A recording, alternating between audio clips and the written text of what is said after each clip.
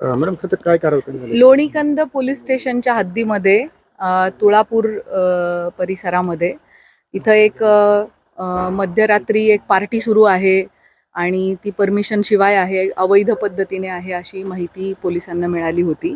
त्याच्यावरून या ठिकाणी कारवाई करण्यात आलेली आहे. इथे अशा पद्धतीच्या कारवाईच्या दरम्यान परिस्थिती होती की 100हून अधिक मुलं मुली आणि इथले सगळे ऑर्गनायझर्स या ठिकाणी होते.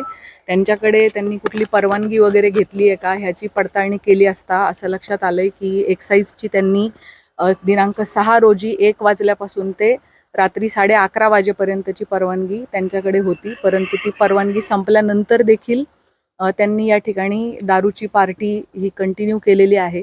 त्याच्यामध्ये काही इसम हे वयवर्ष 21च्या आतले असण्याची संभावना वाटते. आम्ही त्याची तपासणी करून घेत आहोत आणि या प्रकरणी हा व्हेन्यू ज्यांनी उपलब्ध करून दिलेला आहे त्याच्यात काय रोल आहे, त्यांनी अशा रीतीने 11:30 पर्यंतची परवानगी असताना पुढे ही चालू आहे पार्टी ह्याची त्यांना कल्पना असतानाही त्यांनी ती सुरू ठेवली आहे का ह्याची पडताळणी सुरू आहे.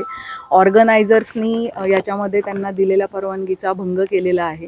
त्याच पद्धतीने जे मोठ्या प्रमाणात लिकर इथं सापडलेलं आहे, लाखांमध्ये त्याची किंमत आहे. एक्झॅक्ट कॉस्ट आता एक्साईजकडून आम्ही काढून घेत आहोत. सो हे विक्री करणाऱ्या विक्रेत्याने कोणते नियम भंग केले आहेत त्या दृष्टीने तपास चालू आहे. त्यामुळे BNSचे कलम 223, 270, 3(5) आणि 292 याप्रमाणे गुन्हा दाखल करण्याची कारवाई सुरू आहे. त्याच पद्धतीने महाराष्ट्र प्रोहिबिशन ॲक्टचे देखील अनेक गोष्टींचं उल्लंघन झाल्यामुळे आपली प्रोहिबिशन ॲक्टप्रमाणे कारवाई चालू आहे. महाराष्ट्र पोलीस ॲक्टप्रमाणे 33 रेड विथ 131 प्रमाणे गुन्हा दाखल होत आहे. तंबाखूजन्य पदार्थ यामध्ये सापडलेले आहेत आणि